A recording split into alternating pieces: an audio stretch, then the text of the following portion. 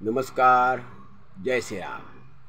मंडळी, भाजपचे पूर्वाश्रमीचे आणि त्यानंतरच्या काळात राष्ट्रवादीत गेलेले अण्णासाहेब डांगे, वय वर्ष 90. ह्या 90त अण्णा डांगेंनी पुन्हा पक्षांतर केलं आणि राष्ट्रवादी शरद पवार गटातून ते पुनश्च स्वगृही परतले आणि आता जवळजवळ 23 वर्षांनंतर 2002 साली त्यांनी भाजप सोडला होता. खरं तर अण्णासाहेब डांगे हे जनसंघाच्या काळापासून आणि भाजपच्या स्थापनेपासून ते भाजपमध्ये होते. साधारणपणे बालपणापासूनच ते संघ स्वयंसेवक, त्यानंतर विद्यार्थी परिषद असं करून ते भाजपचे ज्येष्ठ नेते बनलेले होते. त्यामध्ये विधान परिषदेतील विरोधी पक्ष नेते, आमदार, विधान परिषदेचे आमदार, नंतर विरोधी पक्ष नेते आणि त्यानंतर ते मंत्री 95 ते 2000च्या काळात 99 या 4 वर्षाच्या युती सरकारच्या काळात ते मंत्री झाले होते. परंतु त्या काळात ते ग्रामविकास मंत्री होते. हे अण्णासाहेब डांगे हे पश्चिम महाराष्ट्रातलं मोठं नाव आणि बहुजन समाजाचे नेतृत्व करणारे अण्णा, असं एक त्यांचं एक वेगळं महत्त्व होतं पक्षामध्ये, भाजपमध्ये. तर परवा नुकतंच 8 दिवसापूर्वी 10 दिवसापूर्वी साधारणपणे त्यांनी भाजपमध्ये प्रवेश केला आणि सन्माननीय मुख्यमंत्र्यांच्या उपस्थितीत, त्या कार्यक्रमाला अनेक नेते होते, त्यामुळे चंद्रकांत पाटीलही होते. तर त्या उपस्थितीत अण्णासाहेब डांगेंनी प्रवेश केला. त्यांचे सुपुत्र आणि अन्य कार्यकर्ते सगळेच प्रवेश केला भाजपमध्ये. तर तेव्हा अण्णा असं म्हणाले की 2002ला मी पक्ष सोडला. तो का सोडला तर त्यांनी कारण सांगितली की अटलजीला कोणती प्रश्न विचारला, की पत्रकारांनी प्रश्न विचारला की तुमचे वारसदार कोण. तर अटलजींनी 2-3-4 नावं घेतली. त्यात एक प्रमोद महाजनांचं होतं आणि मग प्रमोद महाजन हे पंतप्रधान पदाचे उमेदवार होते. त्यांना वाटलं आपण पंतप्रधान बनणार आणि त्यानंतर मग आपला मेहुणा म्हणजे गोपीनाथ मुंडे त्यांना महाराष्ट्राचं मुख्यमंत्री करायचं होतं. अशी दोघांनाही स्वप्न पडली आणि मग आमच्या छळवल्याला सुरुवात झाली. मग त्याला कंटाळून आम्ही पक्ष सोडला, अशा तऱ्हेचा अण्णा बोलले.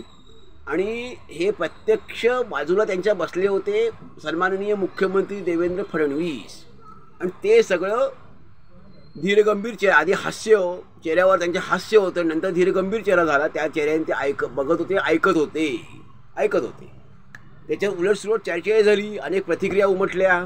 प्रकाश महाजनांनी याच्यावर टीकाही केली की तुम्ही मग ग्रामविकास मंत्री कसे झालात, तुम्ही मग विधान परिषद आमदार 3 वेळा कसे झालात, विरोधी पक्ष नेते कसे झालात, तुम्हाला प्रमोद महाजनीच तर ती पदं दिली, गोपीनाथ मुंडेंची पदं दिली. तर आता खरंच ते बोलले त्यात तथ्य आहे का? आता मुख्यमंत्र्यांचा दोष काही नाही याच्यामध्ये. कारण का की अण्णासाहेब डांगेसारखी 90 वर्षाची व्यक्ती बोलते, थेट बोलते, तर मुख्यमंत्री काय करणार? ते काय करणार होते? काय शांतपणे बसणार आणि ऐकत राहणार, बघणार, दुसरं काय करणार ते. मग त्यांनी फक्त ऐकण्याची भूमिका घेतली आहे, बरोबर आहे मुख्यमंत्र्यांचं. परंतु एक खरं आहे का की महाजन मुंड्यांचं वर्चस्व पक्षामध्ये हे होतं का? त्यांचं सगळं एकतर्फी निर्णय होत होते का? त्यांचीच पक्षामध्ये जे काय पक्षामध्ये महत्त्व होतं का त्यांचं? तर हे मान्य करावं लागेल की मुंडे आणि महाजन यांच्या काळात प्रमोदजी हे केंद्र स्तरावर आणि गोपीनाथ मुंडे राज्य स्तरावर असंच ठरलं. दोघं एकमेकाचे मेहुणे होते. प्रमोदजींची बहीण ही गोपीनाथजींच्या पत्नी, असं नातं, पहिले मित्र, नंतर नातं आणि नंतर भाजपमध्ये दोघंही एक केंद्र स्तरावर आणि एक राज्य स्तरावर. जर अगदी खरं सांगायचं तर फक्त तक्रार अण्णासाहेब डांगेंची नव्हती, तर एक खरं होतं. दोघांनी पक्षाचा विस्तार वाढवला, हे खरी गोष्ट आहे. गोपीनाथ मुंडेंनी खूप काम केलं, बहुजन समाज भाजपमध्ये आणला, हेही खरं आहे. बहुजन चेहरा भाजपला दिला, बहुजन ओळख दिली महाराष्ट्रामध्ये, तरी हे खरं आहे. परंतु तरीही देखील पक्षात कुणाचंही ते चालून देत नव्हते का? तर अण्णा डांगेंच्या म्हणण्यानुसार ते खरं आहे. महाजन मुंडे हे कुणाचंही पक्षात दुसरं कुणाचंही चालून देत नव्हते. कारण फक्त अण्णासाहेब डांगे हे एकटेच असे होते असं नव्हे, तर त्या काळात नितीन गडकरींचंही हेच होतं. नितीन गडकरी यांच्याशी खूप लहान होते, पण तरीही नितीन गडकरींचंही काय पक्षात चालत नव्हतं. दुसरी गोष्ट, वामनराव परब हे तर या प्रमोद महाजन आणि गोपीनाथ मुंडेंना खूप ज्येष्ठ होते. वयाने ज्येष्ठ होते, तर ते नंतर नाराज झाले होते. त्यांनी पक्षाचा राजीनामा दिला होता. फक्त दुसऱ्या पक्षात ते गेले नाहीत, अपक्ष म्हणून उभं राहण्याचं ठरवलं. नंतर त्यांना विनंती केली संघानेच, संघाच्या अनेक स्वयंसेवकांनी, म्हणून त्यांनी अर्ज भरला नव्हता. त्यानंतर मधु देवळेकर, मधु देसाई हे सगळे जनसंघाच्या काळातले हे सगळे नाराज होते. मधु चव्हाणांना केवळ मुंबई शहराचं अध्यक्षपद दिलं म्हणून गोपीनाथ नाराज झाले होते. कारण त्यांचं असं असायचं की मी म्हणेन तो अध्यक्ष, मी म्हणेन तो उपाध्यक्ष, मी म्हणेन त्या शहराचा प्रमुख, मी म्हणेन तो राज्याचा प्रमुख, असं मुंडेंचं असायचं. आणि त्याला सगळ्या सक्रिय पाठिंबा हा महाजनांचा असायचा. त्यामुळे असं अनेक वेळा झालेलं आहे. त्यामुळे अनेक सूर्यबान वहाणे पाटलांपासून अनेक जण, वामनराव परबांपासून अण्णासाहेब डांगेंपर्यंत, नितीन गडकरींपर्यंत हे अनेक जण नाराज असायचे. हे खरं आहे, जे अण्णासाहेब डांगे म्हणाले ते खरं आहे की पक्षात ह्यांचाच वर्चस्व होता, महाजन आणि मुंडेंचाच वर्चस्व होता.